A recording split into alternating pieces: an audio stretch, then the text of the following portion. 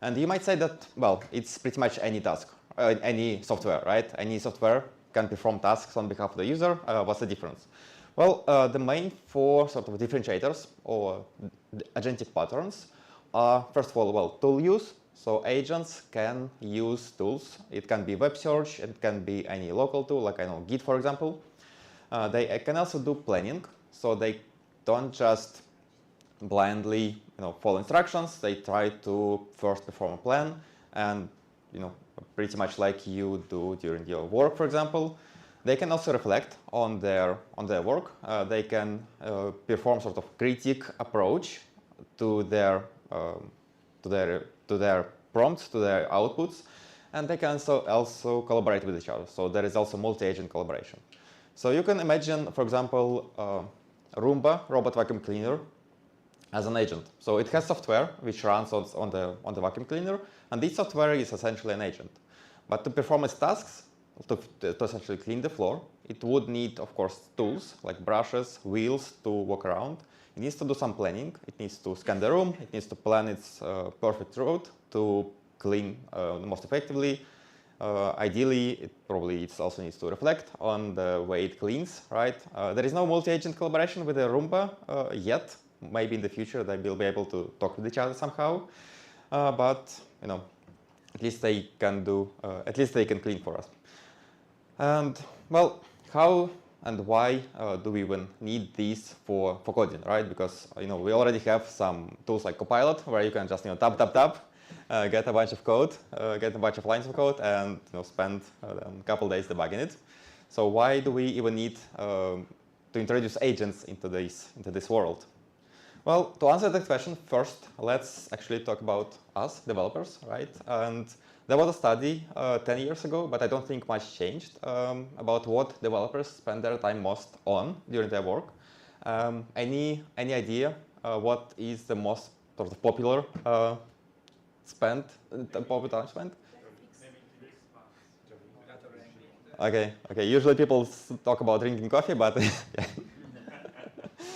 Yeah. Well, all of the things which you mentioned actually can be pretty much summarized into understanding, right? So you need to understand the code to fix the bugs. You need to understand the task to do the task and so on. And in reality, the editing part, the actual writing of the code, is only 5% of the time, right? So basically, the current generation of copilots, they focus on the 5% of the time, but they completely miss the whole other 95%. And this is where agents come in to help us with that. Just because if we look again in these agentic patterns, we can see that tool use, for example, is, well, essentially editing, but also navigation and things done outside of IDE. Right? There's also planning, and for the planning, you need to understand, obviously, the project or whatever you work on. There is reflection. You can't implement code without reflecting on its quality, on its inner workings, and so on. And of course, there is multi-agent collaboration, where we as developers, we interact with each other, we interact with our peers, we interact with product managers, we interact with clients and whatnot. So there is a lot of essentially overlap with how agents can help us. And you can even see this in the recent sort of headlines, right? So you probably heard about Devin, maybe, for example, which is supposed to, well, they claim to replace you, right, in the year or two. And even Mark Zuckerberg recently on the podcast with Lex Friedman, he mentioned that soon AI will replace mid-level developers. And today we will go through a set of Jupyter notebooks to essentially see how we can replace each other, right? And I will try to structure this, and the way I like to structure this is we will start from something simple, and then we'll go through several stages. You can find all the code on this QR code here. It's available, it's publicly available. You can use it to play with it later, after today. And as I mentioned, we will go through several stages, and hopefully not those stages. We will go through basically first the sort of baseline, where we'll use the simple model. And I'm assuming that a lot of you already tried to use things like OpenAI or ChatGPT or Claude or whatnot. And with that, let's actually switch to our baseline. And hopefully, internet will allow us to do all the demos today.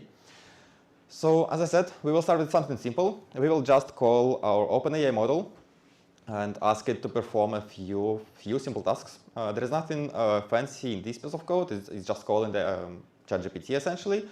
And what I'm asking it to do is, well, try to ping Google, check what packages I have installed, and what's new in Python 3.14, right? And unfortunately, as you probably experienced it yourself, it doesn't have any access to real-life tools. It doesn't have access to real-life world. It doesn't have access to your local machine, right? So it can't give you any information on the code, on your environment, and well, even on the Python 3.14, unfortunately, it doesn't have anything to tell us.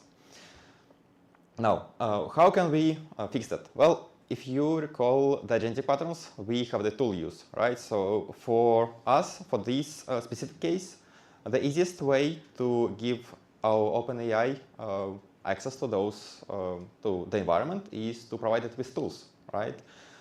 In addition to that, we will also introduce what is called React framework, and React stands for Reason plus Act, which basically instructs LLM to go through several stages, several steps throughout its thinking process. And the steps are essentially, first it needs to think on what action it wants to perform. Then it needs to essentially call that action.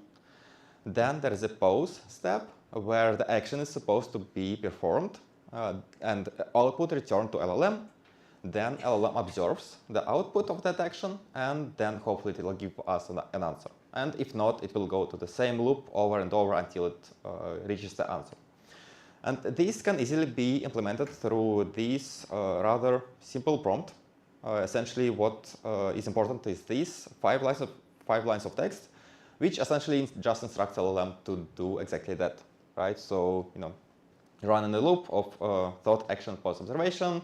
You have access to tools, and then you have a list of available actions. In this case, just as we've seen in the previous example, we would need ping, right, to ping the website. We would need bash to execute commands, and we would need web search to do web search. And we also provide some example sessions for LLM to better follow our instructions.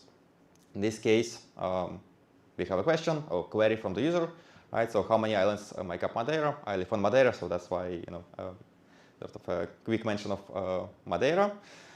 And then hopefully, it will decide to do a web search about Madeira. It will get some answer from the web, and it will in turn give us the answer based on the observation.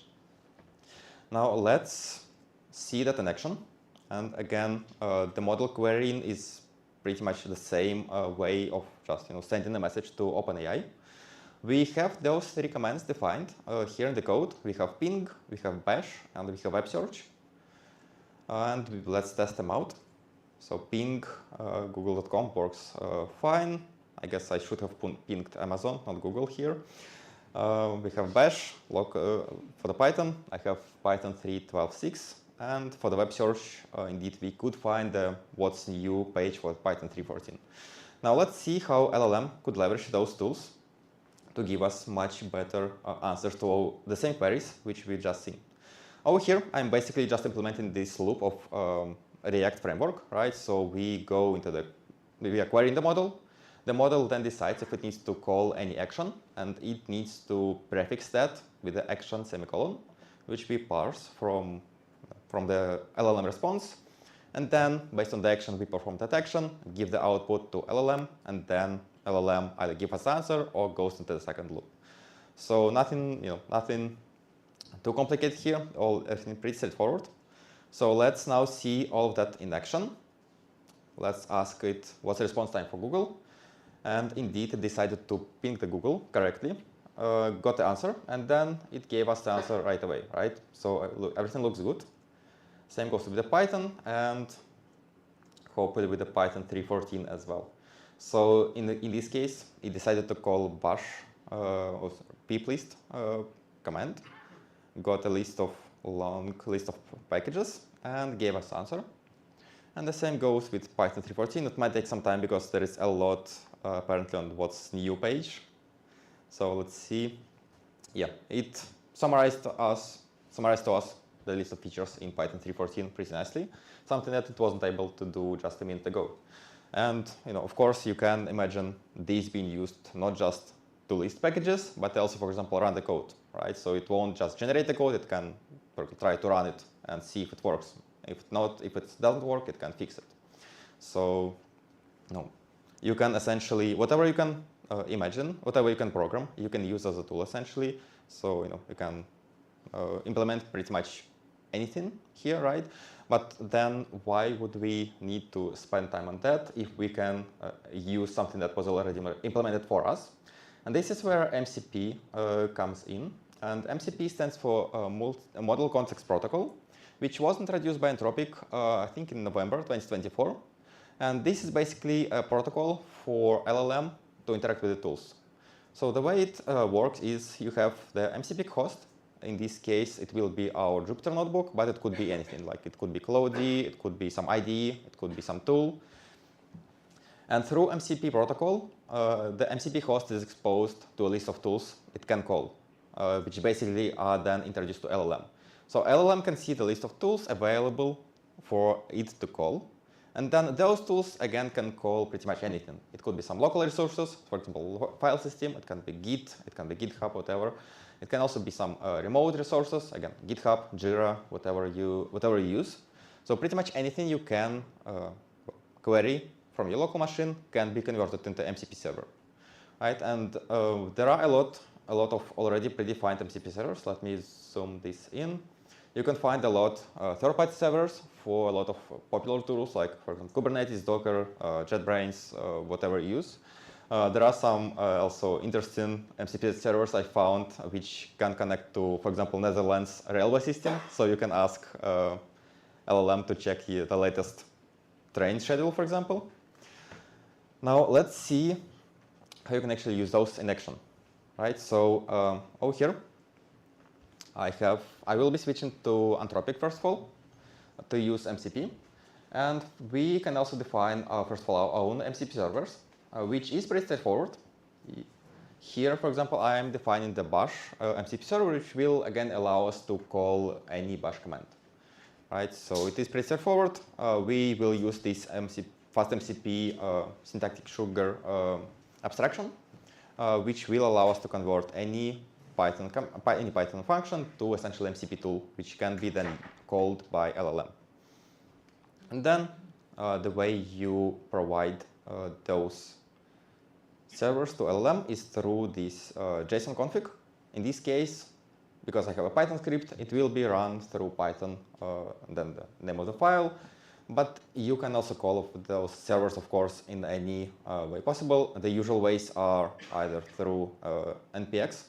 So if the server is written in JavaScript, there is also, of course, Python, and there is also Docker if the server developer provided you with Docker.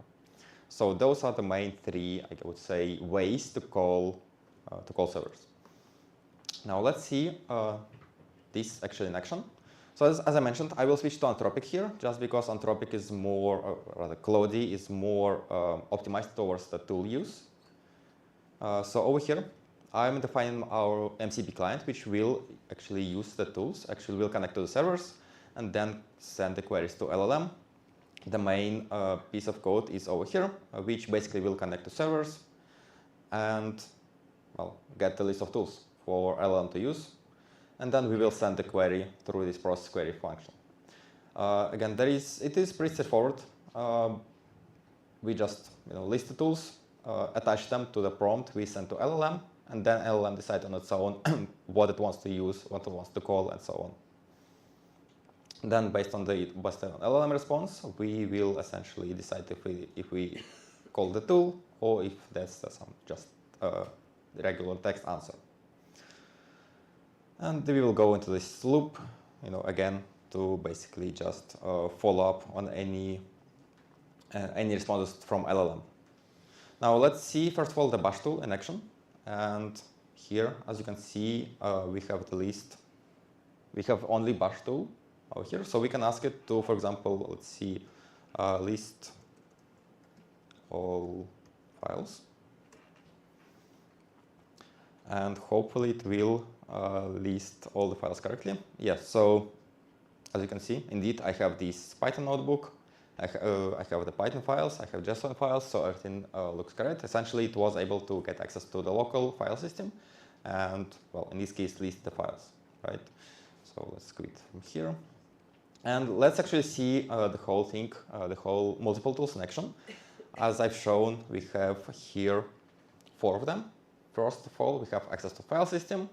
We have the search, web search engine. We have the option to fetch the URLs, and we have the bash tool, of course, already also available. So with that, we can already do a lot of things. So again, we can, for example, it's a bit inconvenient with the one hand occupied. It's fine, don't worry. Let's do the same Python packages over here. And hopefully it will be able to extract the data correctly. All right. So indeed, it called the pip-list command, and it summarized for us all the packages I have installed. And of course, you can ask it to do anything, but I don't know. Let's see, weather in Milan today. Hopefully it will work. I actually didn't test this prompt, so let's see if it will be able to check the weather. Where should we go to dinner close to Lama? That's a good. Okay, so unfortunately, it decided that it can't, doesn't have any access to web API, but it was able to do the web search, right? Unfortunately, it looks like apparently there is no web search available for the weather, but well, it is what it is. All right, so that's basically us giving the LLM already a set of predefined tools, and as I've shown, you can define your own servers, but you can also use a lot of community-supplied servers for you, right? But then you can imagine those tools not just the tools, not just Git, not just ls command, but also agents on their own.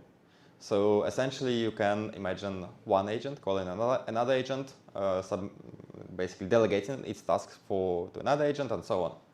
And let's actually see how we can implement that same thing with our 4th notebook over here, which is this one. So in this case, I will also add another level of abstraction, namely lang graph from LangChain. And what it essentially does is it will provide us with the options to create a graph of different agents and then a way for them to interact with each other. So over here, I'm defining a set of tools. Again, we will have the shell tool, we will have the search, we will have file management system, and we will also have the human tool, which will essentially allow LLM to ask us humans back some clarifying questions. Now, what I will be defining here today is essentially a pretty simple graph schema of supervisor LLM, which will interact with a few agents of sort of subordinates. In my case, it will be a front-end developer, back-end developer, and DevOps engineer, which I would say pretty typical role distribution in the team, right?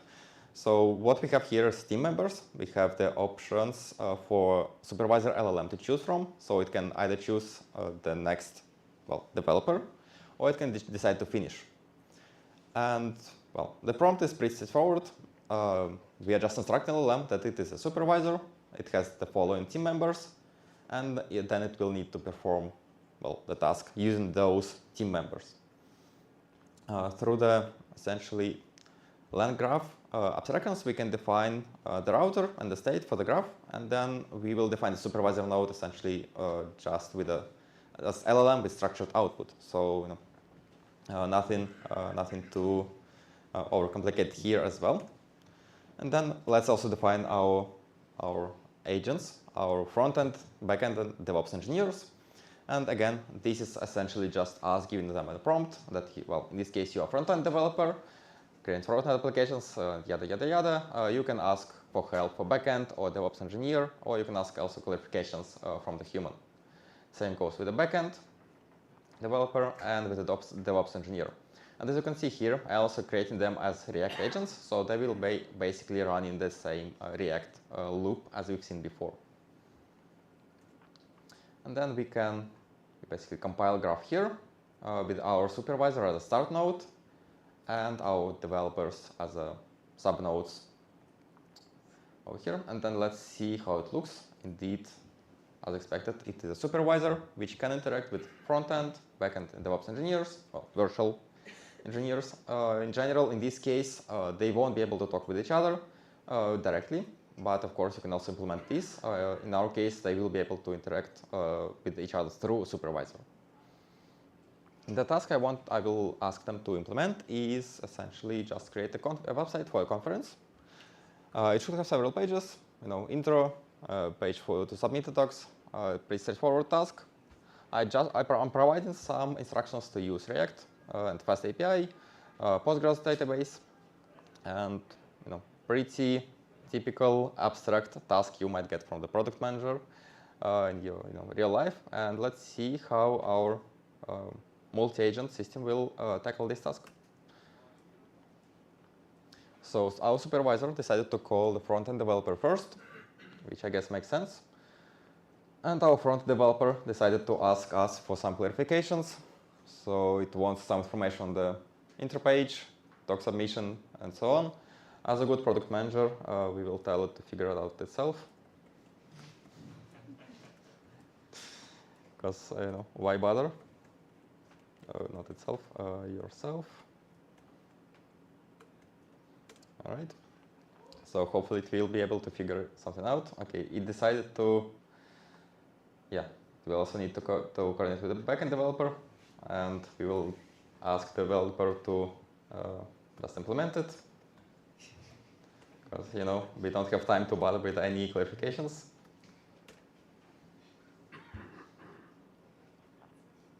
All right, so it looks like our front-end developer decided to essentially go ahead and use this create React app framework. It usually takes some time for all the npm install to happen. Let's see what's going on over here in our file system. So it already created this conference front-end directory with the package.json. Again, it will take some time to install all the packages, so we can leave it running for some time now. In the meantime, I will switch. Okay, something is happening. Yes, so it looks like something got installed. Let's actually see. Oh yeah, so we now already have some piece of the code available for us. Right, so some CSS and JavaScript code, and basically our agent will start populating those files with some code. So it will take some time. All right, so we will leave it running as it is. We will get back to it later. Let's see, so it got some errors. Well, hopefully it will be able to figure it out. So in the meantime, let's get back to the presentation. So this was our sort of fourth stage of the us implementing the agents. Now, of course, it's always fun to implement those yourself, play around. But if you don't have time, of course, you can use agents already. Use some products which already provide you with ability to use agents, and Zencoder is one of those. Obviously, I'm coming from Zencoder, so I will won't be talking about other tools.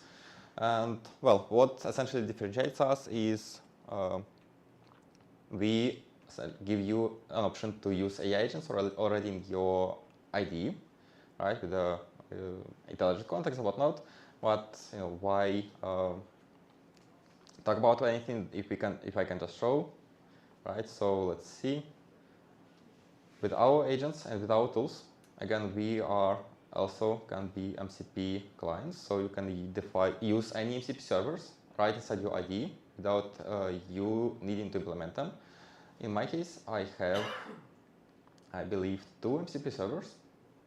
One is for just time, and the other one is for Git. So basically, our agent will be able to interact with the Git, but of course you can use any MCP server over here as well. In addition to that, we also have integration with tools like Jira, so you can essentially just tag your Jira ticket. So let's find my small ticket for this file, for this token.py file, tag it. Okay, yeah, so as always, during the demo there is some issues. Hopefully it will work still. Let's see. We'll ask it to solve it. Create a branch called PyData and commit the changes, right? So basically, pretty much the same tasks which you would do on your own, but we will ask the agent to do that for us, and hopefully it will everything will work despite this error. Let's see. So, all right. So we decided to create the branch first. I guess that makes sense. It checked it out. Now it got the ticket, and yeah, looks like everything worked. Indeed, this ticket is about adding docstrings to the file. Pretty straightforward task, right? So it got ourselves some documentation. It added it to the Git, committed, and yeah, that's pretty much we just solved our Jira ticket essentially. So let's see what it looks in the Git.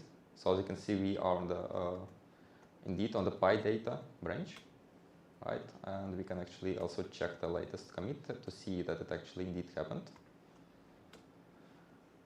Yeah, so just now I think my time is a bit 1 hour behind, but we just solved we just asked agent to solve the ticket for us, and yeah, now you don't even need to switch to Jira to essentially fix the issues, fix bugs and whatnot. Now with that, let me first of all let's see what our DevOps engineer also wanted some clarifications. Let's leave it with it. Right, with that, let's actually talk briefly about what's next with the agents for us, for the developers. Let me go back to the slideshow. And I know how it makes you feel to see that AI basically can already implement some of the tools or some of the Jira tickets for you, right? And there are of course two sort of sides for that. You can see, you can think about AI replacing you, finally, or whatever you wanna see it. Of course, maybe you are waiting for that moment. Maybe you will finally go ahead and choose your dream job. But in reality, I think there is of course at least one job which we will have left for LLM, because AI still can't produce data on its own. Someone still needs to produce data for it to train on. But in our case, in case of the Zencoder, we think about AI not as a replacement, but rather as assistant. And I think in the future, in the coming years, the programming job will change significantly, but it will be more of a shift from us writing the code to us sort of managing army of those agents. And well, maybe some of them will get replaced, but still the programming won't go away, hopefully. And hopefully I'm not wrong, but yeah. With that, there are a few QR codes over here. The left one, this one on the left side is for our website, and the right one is for my personal information, if you want to stay in touch. And yeah, happy to answer any of your questions.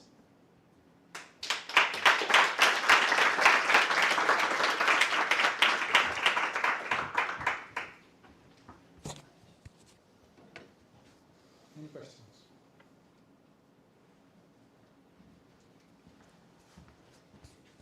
Yes, thank you for your talk.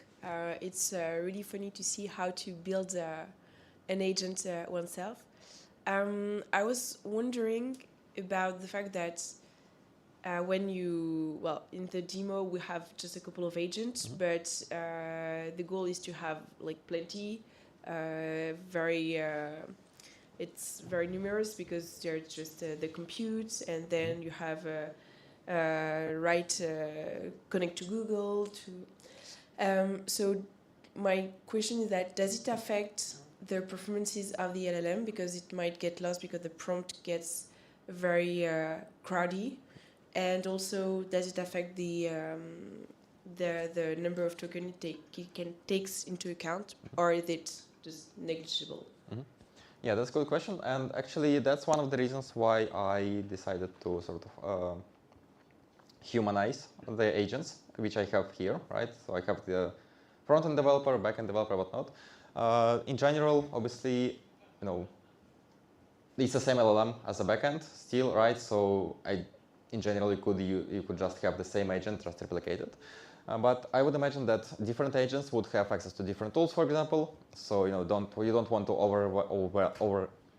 overwhelm the LLM with the list of tools it might not need, first of all, right? But then, of course, also the longer the prompt gets, of course, as you mentioned, there is a higher token usage, but also the LLM can get lost in the long prompt, especially if there are a lot of things which are not connected to this specific task at hand.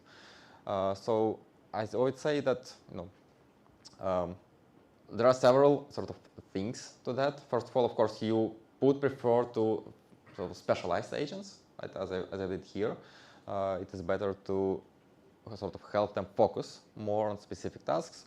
It also helps them to reduce the token usage, sort of because they won't have a lot of tools, right? They won't have general tools. They will only have specialized tools, and yeah. But otherwise, indeed, the agentic behavior does burn through tokens, as I can see based on the bills the company gets. But yeah, unfortunately, it is what it is, and hopefully, with the models, with the new models coming in, the cost will be reduced. But yeah, still, I think going forward, as we see more agents collaborating, it will become more and more power hungry. Thank you. Any other questions? Well, actually, right, please, absolutely. Hi, hello. Hi. So you have the description of the tools directly in the context, right? So you yeah. Okay. So you define it at the beginning, but have you thought of doing something more dynamic with like vector search of the tools, so that you only kind of put in like the n most relevant ones, depending on the task? Are you referring to agent in general or our product specifically? I mean, I guess both. Okay. But like the question specifically is that something that you're cooking up or not? Yeah. Well. And or do you see any problems with it? Yeah. Well, first of all, as I mentioned, there are a lot of servers, so I'm not sure if doing the web search or vector search, whatever you want to do in general in the MCP server space would make much sense, because first of all, you can get potentially also malicious servers through that. Fair. Right? So Yeah, I mean, I guess in that sense, I would mean more having kind of a pre-compiled database of tools and their descriptions sort of. Yeah, but precompiled is essentially what it gets now. So let me give you an example. So we can ask, for example, here list all tools, and let me. I hope it will unsend with this bracket. Yeah, so in this case, for example, it has a bunch of tools. So it has a list of them. In general, I think it might make sense for some specific tasks to sort of turn off and on some tools manually. However, I'm not sure if doing that, offloading that to AI would be a good step, at least now. right? Just because, again, MCP protocol is something new. There is not a lot of marketplaces for them. So again, there could be some malicious attacks through those servers. So I would say, at least for now, it is better to be well, manually or semi-manually controlled. But maybe in the future, indeed, it could be an option to basically allow LLM to first select which tools it needs, right? Search them, install them somehow, and then go ahead. But then I guess once we are at the stage, we will all be replaced. So,